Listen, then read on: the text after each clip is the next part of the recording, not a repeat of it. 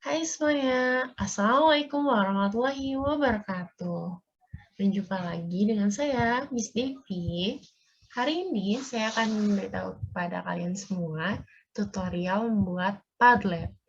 Nah, kebetulan waktu PTMT kemarin, pembelajaran di sekolah itu sistemnya hybrid blended learning, yang alias separuh di rumah, separuh di sekolah. Nah, biar gampang dan memudahkan saya untuk memulai pembelajaran, akhirnya saya minta anak-anak untuk mengakses akun YouTube saya terlebih dahulu sehari sebelumnya. Jadi ketika besok pagi saya mulai aplikasi di Padlet, anak-anak udah tinggal action aja. Nah, kebetulan kemarin itu materinya adalah gelombang elektromagnetik dengan subtema Hasan itu manfaat dan bahaya dari gelombang elektromagnetik yang ada di sekitar kita alias di kehidupan sehari-hari. Yuk, kita mulai untuk tutorial Padlet-nya. Yang pertama di Google, ketik aja Padlet. Kalau udah Padlet, nanti kita akan lihat di sini tulisannya Padlet kamu indah. Kalau udah, diklik aja Padlet kamu indah. Seru-seru banget untuk Padlet, gampang.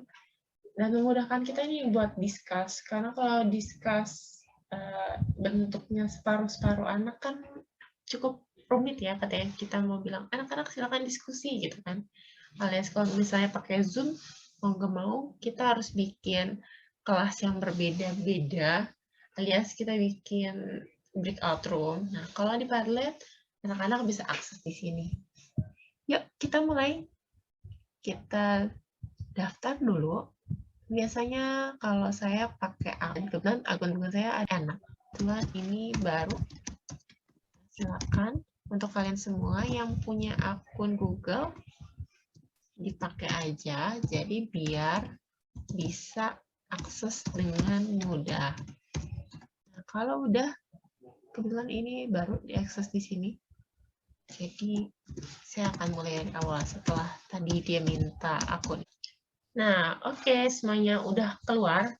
Setelah kita tadi ACC akun Google kita, udah pernah kita buat, nah kita bisa langsung untuk mengakses. Nah, Padlet itu sendiri 3 Padlet. Nah, kalau misalnya kalian ngerasa, aduh kayaknya tinggal di archive aja. Jadi kita punya stok bikin Padlet. Ya, pilihan ada 7. Ada wall, ada stream, ada grid, ada self, ada map, canvas, dan timeline. Timeline, nah kalau timeline ini kayak jadwal-jadwal gitu, ada hari ini ngapain, minggu depan ngapain, nah seperti itu teknis bentuknya, horizontal. Kalau canvas itu nanti dia ada kayak jalur-jalur sendiri, kadang beberapa anak suka pakai buat map, maupun main map ya, seperti itu. Bisa bikin grouping juga. Nah, kalau map sendiri ya peta, terus nanti kita bisa pakai soal-soal di sana terkait atau informasi-informasi tertentu, misalkan kayak deskripsi tempat, wilayah. Nah, biasanya geografi sering banget dipakai map. Kalau wall, grid sama self mirip-mirip, mirip banget. Cuman kalau stream beda. Kalau stream itu dia turun ke bawah. Informasinya kayak Facebook lah ya modelnya. Tapi kalau wall, grid sama self, bedanya kalau wall itu dia atas bawah, jadi bentuknya kayak ular gitu.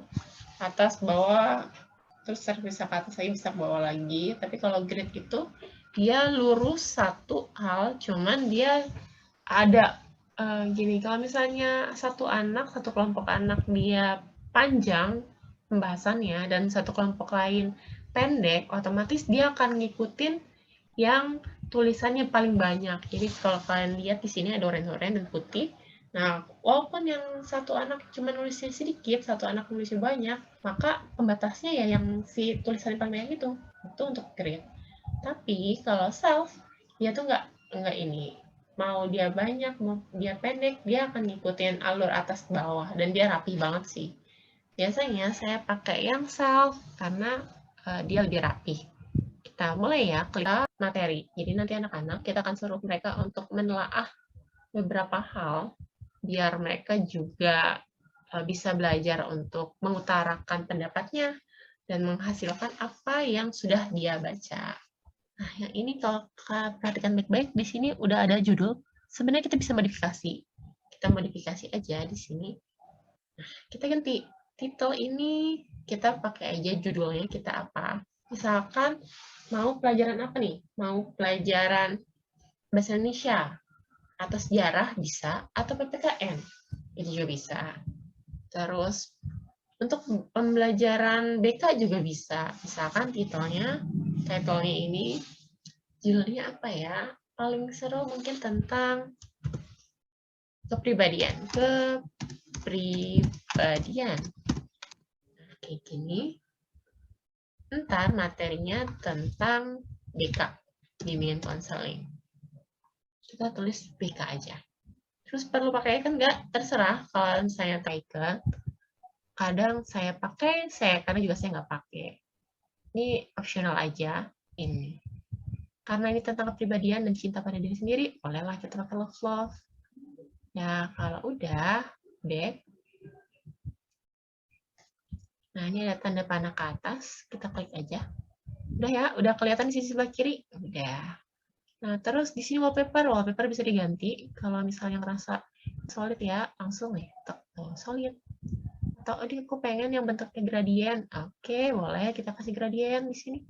Warnanya macam-macam kan, jadi beda-beda banget. Atau mau nih yang boleh kita kasih. Ini ada chevron. Atau kita mau tulis tentang vinyl juga boleh. Atau pilih di sini ada Flatmail juga ada tata surya boleh, atau mau pakai yang scroll itu juga boleh. Kita pakai scroll aja. Oke, lanjut. Udah nih, diklik panahnya lagi. Kalau udah, sekarang kita tinggal pilih mau color scheme-nya mau yang hitam atau yang putih. Saya lebih suka yang putih sih. Terus tulisannya mau yang kayak gimana? Mau tulisan yang kayak gini atau yang kayak gini? Ada 4 pilihan. Bisa dipakai yang mana aja. Atau mau pakai yang ini yang lebih simpel, boleh yang ketiga. Terus attribution ini buat apa? Attribution ini buat ngasih tahu ini siapa sih yang nulis gitu kan. Kalau misalnya nanti ada tulisan anonymous, berarti dia belum ngikutin step by step yang tadi saya kasih lihat tentang Google, pakai akun Google. Belum daftar dia, jadi langsung akses. Jadi ntar anonymous, tadi yang nggak kelihatan.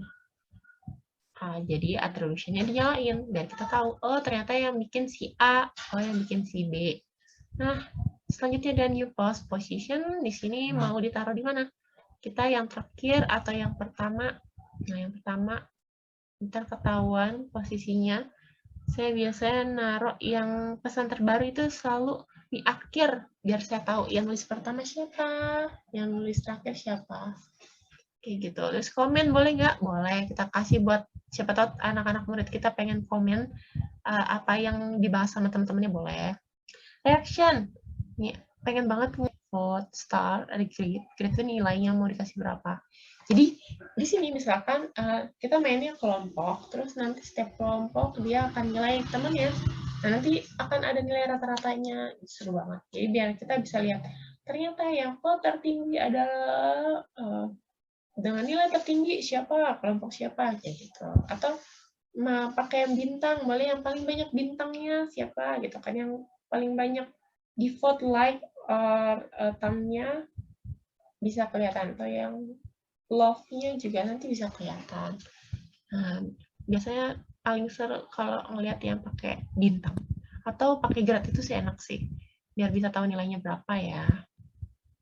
Terus, kalau udah, perlu di-approve nggak? Nggak usah. Jadi, biar nanti ketika anak-anak nulis, dia nggak perlu terus-menerus minta kita approve. Jadi, nggak usah lah ya. Kita langsung aja. Terus udah, filter, nggak usah. Kenapa filternya nggak dinyalain? Karena dengan begitu kita bisa tahu anak-anak memakai tulisan yang benar atau enggak, sopan atau enggak. Kalau misalnya dia tulisannya nggak sopan, terus ntar diganti jadi emoji, kan jadinya kita kurang bisa menilai ini anak beneran tulisan dia atau dia karena efek emoji. Nah, ini nggak usah diaktifin 2 hal ini. Langsung kita save aja. Kalau udah kita save, nah ini adalah saat yang paling penting adalah gimana cara kita membuat kelas kita menjadi aktif. Caranya kayak gimana? Of course, kita harus bikin mereka nge-grouping alias berkelompok. Karena dengan begitu, kita bisa membuat mereka bekerja sama dengan teman-temannya. Kita close ya. Karena ini pembahasannya adalah kepribadian, nanti kita bisa minta kelas kita yang totalnya misalkan ada 30 anak, nah kita minta mereka berkelompok berdua atau bertiga ya, untuk saling memaparkan, dan bisa sekalian diskusi juga sama teman-temannya. Misalkan ngebahas soal insecure untuk pembahasannya. Save. Terus section berikutnya, kita mau ngebahas soal apa?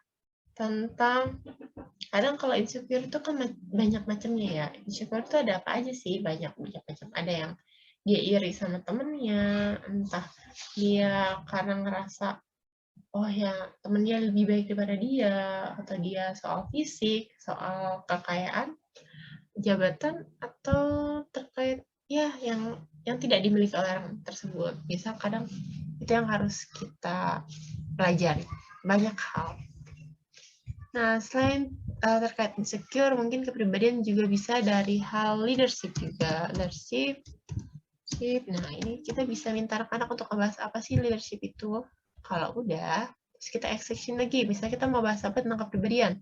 Kelompok lainnya ngebahas tentang bersyukur. Itu penting. Kalau udah, ini. Nah, ntar setiap kelompok kan kita udah bagi nih. Kelompok A ngebahasnya leadership, kelompok B insecure, kelompok C tentang bersyukur.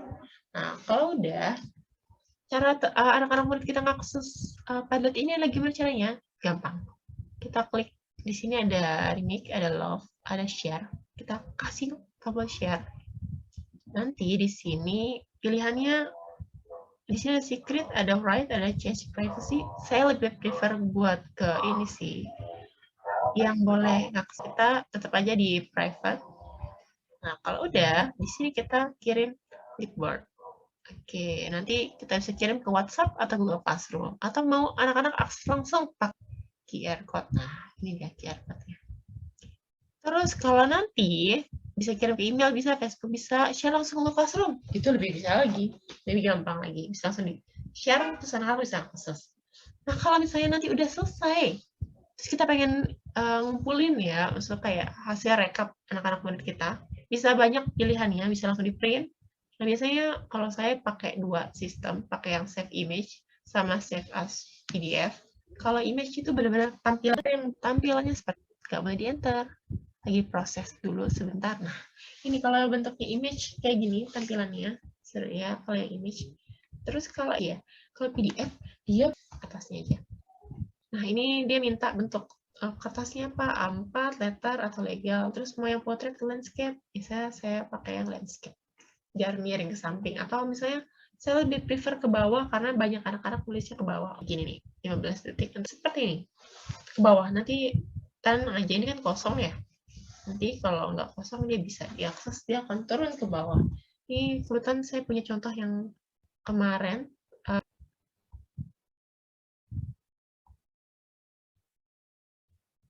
Nah, oke. Ini adalah hasil Padlet yang pernah dibuat kemarin, 25 Oktober lalu. Ini anak-anak bikin Padlet. Dan kan harus tahu bahwa kalau Padlet itu gambar bisa dimasukin. Foto di tempat pun bisa dimasukin. PDF, segala macam bisa dimasukin. Nih, tulisan juga masuk. Nah, tulis model tulisan. Jadi biar itu ya, pertama literasi dulu dibaca, terus kalau tulis per poinnya saja. Kenapa per poinnya aja?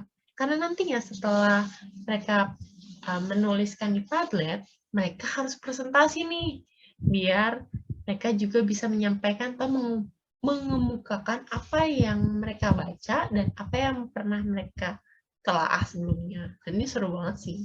Semua keterampilan jadi terasa nih, gak cuma dari literasinya, tapi dia juga harus bisa mengkomunikasikannya. Terus juga dia juga bisa berpikir kritis juga terkait hal-hal tertentu. Misalkan tiba-tiba temennya nanya, atau pas saya ikutan nanya juga sama mereka terkait beberapa konten yang mereka tulis. Dan berarti 4C-nya pun juga akan jadi terasah terkait hal tersebut.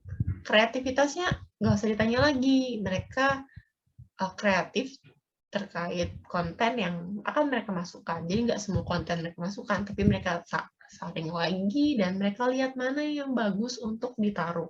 Dan daya kreativitas mereka tinggi untuk hal itu. Nah, itu aja untuk Padlet. Kita coba untuk balik lagi ya. Oke, sekarang kita balik lagi untuk Padlet.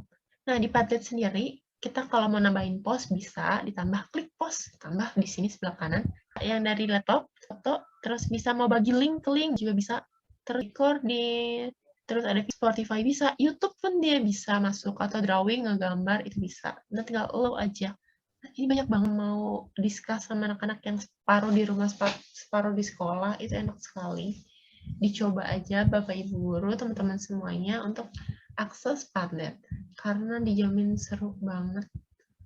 Dan jangan lupa ketika sudah memakai Padlet, arahkan anak-anak untuk menyampaikan apa sih konten yang mereka tulis di Padlet ini. Jadi, mereka jadi terasa juga daya komunikasinya dan bagaimana mereka cara menyampaikan ke teman-temannya. Itu bagus banget. Nah, itu aja sekian dari saya untuk tutorial bikin Padlet. Semoga Bapak Ibu semuanya dan teman-teman juga tertarik untuk membuat Padlet dan melaksanakannya, mengaplikasikannya dalam pembelajaran ya. Jangan lupa jika Bapak Ibu berkenan atau teman-teman, tolong like dan tombol subscribe-nya diklik.